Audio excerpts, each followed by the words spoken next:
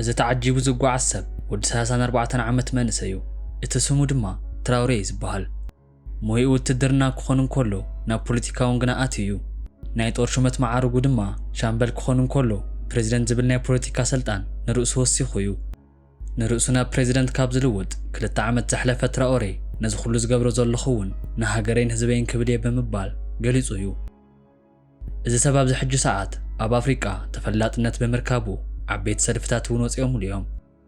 ብርግጽ ናይ ሓንቲ መናጢት ድኻ ሃገር መራሒ እኳ እንተኾነ ናይ ዓመታዊ ጠቕላላ ኣታዊኣ $20 ቢልዮን ዝኾነት ቡርኪና ፋሶ መራኸብቲ ብዙሓት ብዛዕባኡ ብዙሕ ነገር ክጽሕፋ ጸኒሐን እየን። ትራኦሬ ድኻ ንዝብልዎም ሰባት ኣይፈቱን። ኦቶዋ ኾነት ለንደን ዝኽበራ ብናሃታትና ሃብቲ ከምዚ ዓብያ እናተፈለጠ ንዓና ድኻ ምባልን ፓሪስ ትኹን ብራስለስ እውን መብራህቲ በሪሁ ዝሓደረሉ ምኽንያት ካባና ብዝውሰድ ዩራኒየም ኮይኑ እንተሎ ንዓና ኣብ ጸልማት ውሽጢ ዝነብሩ ኢልካ ምጽራፍ እንታይ ማለት እዩ ክብል ተሰሚዑ እዩ። እዚ ሰብ ናይ ሎማዓንቲ መደብና እዩ። ኣብ ልዕሊኡ ናይ ሞት ጽላሎት እናተደጋገመ እዩ ዝርከብ።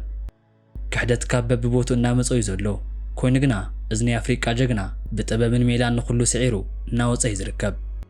ነዚ ተጓንፎ ከምኒ ቢቢሲ ሲኤንኤን ዝዓይነተን ናይ ምዕራባውያን ጸብጸብቲ ክገልጽኦ ፍቓደን ኣይኮነን።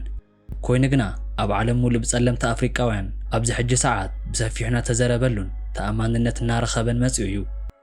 ነዚ ልብኻ ዘርሕስ ሓቃዊ ታሪኽ ሓቢርና እንተዓዘብ።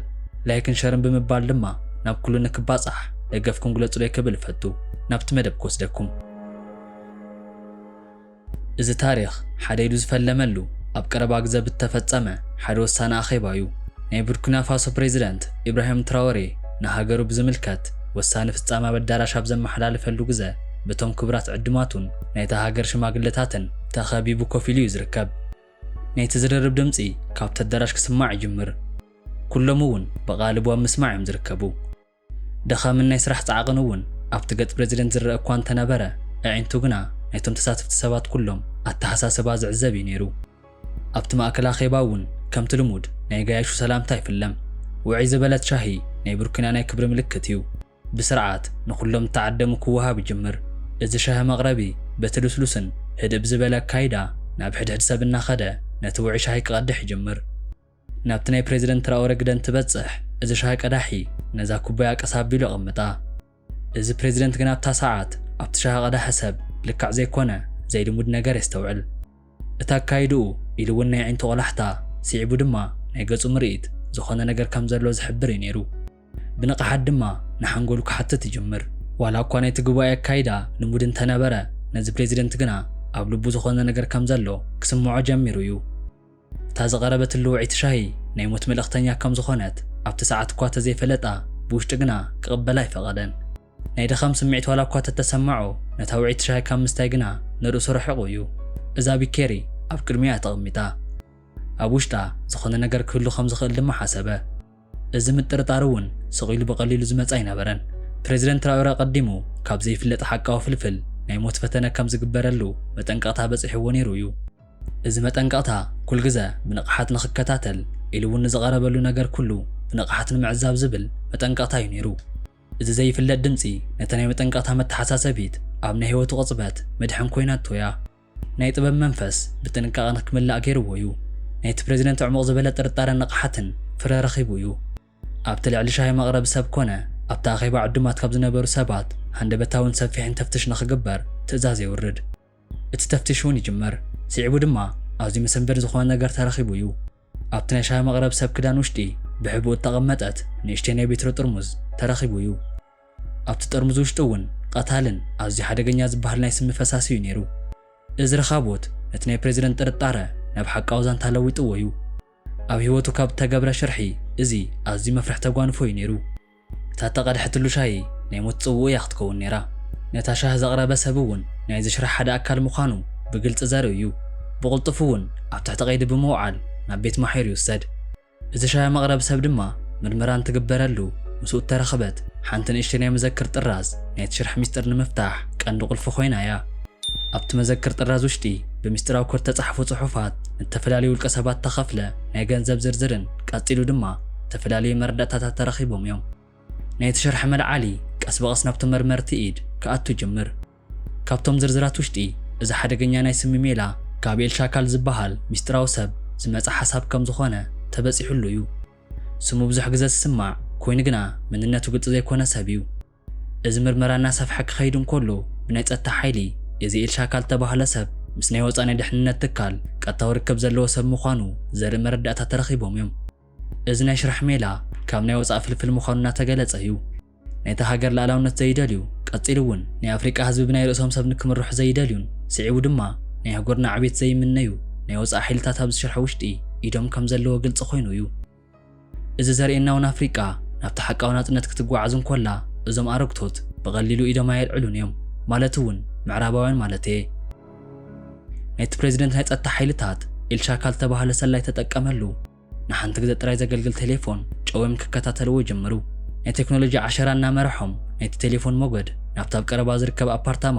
ክሕብሮም ክኢሉ እዩ እዚ ኣፓርትመንት እውን ኣብቲ ሃገር ውሽጢ ዝርከብ ናይ ፈረንሳይ ኤምባሲ ወይ እውን ኣብ ጥቓ ቆንስላ ቤት ጽሕፈት ዝርከብ ኣፓርትመንት እዩ ነይሩ ናይቲ ሰላይ መንነት ብዝበለጸ ግልጽ ኮይኑ ወፂኡ እዩ ብጥብቂ ምክትታል ብዘይዳግም ምርመራን ብዝተደራጀወ ስራሕ ናይቲ ሰላይ ልክዕ መንነት ሙሉእ ብምሉእ ተፈሊጡ እዩ ስሙ ኣሌክሳንደር ሞሬል ክኸውን እንከሎ ኣብ ናይ ፈረንሳይ ድሕንነት ትካል ውሽጢ ዘገልግል ልዑል ሽሞተኛ እዩ ነይሩ ናይቲ ሽርሒ ፍልፍል ወይ እውን መቀናበሪኡ ናይቲ ሰላይ መንነት ብግልጽ ተፈሊጡ እዩ እቲ ስሚ ካበይ ከም ዝመጸን መን ከም ዝለኣኾን ዓላምኡ እንታይ ከም ዝነበረን ወላ ሓንቲ ዝጠራጥር የብሉን ፕሬዚደንት ትራኦሬ ግና ብኸምዚ ብልሕ ጥራይ ዘቋርጽ ኣይኮነን ናይቲ ሽራሕ ዕምቆትን ናይ ጽላእቱ ትብዓትን ብልሕን ብዝግባእ ተረድዩ እዩ ብቐሊሉ መሓዝ ጥራይ ዘይኮነስ ንዓለም ዘምህር ንጸላእቱ እውን ዘሰንብድ ዓብ ማህረምቲ ንክዓርፍ ይውስን ብኸምዚ ምኽንያት ድማ ኣዝዩ ገጅፍ መጻወድያ ዘርጊሑ እዩ እዚ ፕሬዚደንት ኣብ ቀረባ ግዜ ሓደ ዓብ ናይ ውልቀ ድራር እንግዶት ከም ዝገብር ዘርኢ መረዳእታ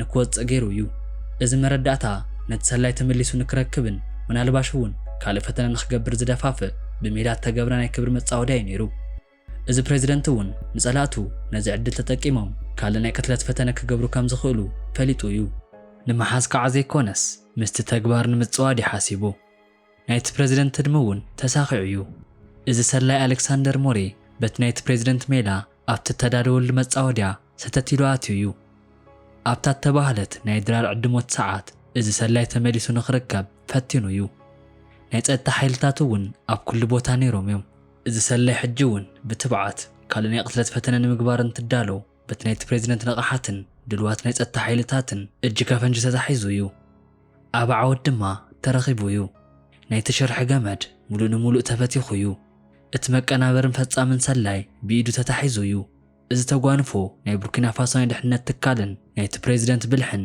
ንዓለም ዘርኣየ እዩ ነይሩ ፕሬዚደንት ኢብራሂም ትራኦሬ ነዚ መሰንበዲ ተጓንፎ ካብ ምህሮ ዝዘለለ ገይሮም ኣይረኣይዎን ናይ ሃገርኩም ወታደራዊ ብቕዓት ንናይ ጽባሕ ቡርኪና ፋሶ ጥራይ ዘይኮነስ ንመላእ ኣፍሪቃን ተስፋ ንዝሰኣኑ መናእሰይን ተስፋ ንክሕዙ ተጠቂሙሉ እዩ እቲ ኣስማእትያታ ዝነበረት ናይ ሻሂ ጽዋ ብኢዱ ብምሓዝ ከም ዓበ ምልክት ብምጥቃም ብዛዕባ እምነት ብዛዕባ ንቕሓት ብዛዕባ ምጥንቃቕን ኢሉ ድማ ብዛዕባ ናይ ሃገር ፍቕርን ተኣማንነትን ዓሚቕ ትምህርቲ ሂቦም እዮም ጸላእቲ ኩሉ ግዜ ፊት ንፊት ከም ዘይመጹ ሓንሳብ ሓንሳብ እውን ከም ናይ ቀረባ ሰብ መሲሎም ብምስጢርን ክሕደትን ክመጹ ከም ዝኽእሉ ኣረዲኦም እዮም ናይ ሃገር ድሕንነት ናይ ሓደ ሰብ ሓላፍነት ዘይኮነስ ናይ ኩሉ ዜጋ ብፍላይ እውን ወታደር ናይ ጸጥታ ኣካልን ናይ ሓባር ሓላፍነት ከም ዝኾነ ኣረዲኦም እዮም ጸላእቶም ኩሉ ግዜ ንዕኦም ንምጥፋእ ከም ዘይድቅሱ ገሊጾም እዮም እዚ ዝርርብ ናይቶም መናእሰይ ልቢ ተንከፈ ናይ ቆራጽነት ወነ ዘለዓዓለን ንሃገሮም ዘለዎ ፍቕሪ ዘጠንከረ ዓብ ስጉምቲ ነይሩ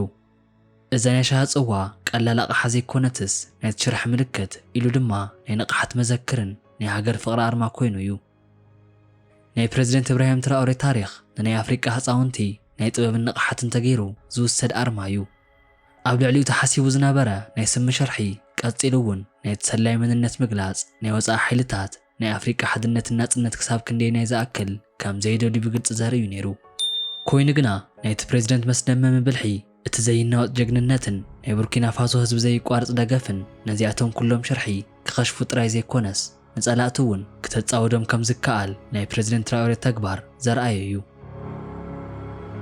እዚ ታሪኽ ንኹሎም ናይ ኣፍሪቃ መራሕትን ህዝብታትን ዓብ ትምህርትን ናይ መንቃሕ ቃጭልን እዩ ላይክን ሸርን ብምግባር ናብ ኩሉን ክባጻሕ ደገፍኩም ኣይፈልየኒ እናበልኩ ንዘለኩም ርእቶ ድማ ኣብ ናይ ኮመንት ቦታ ግደፍለይ ክብል ፈቱ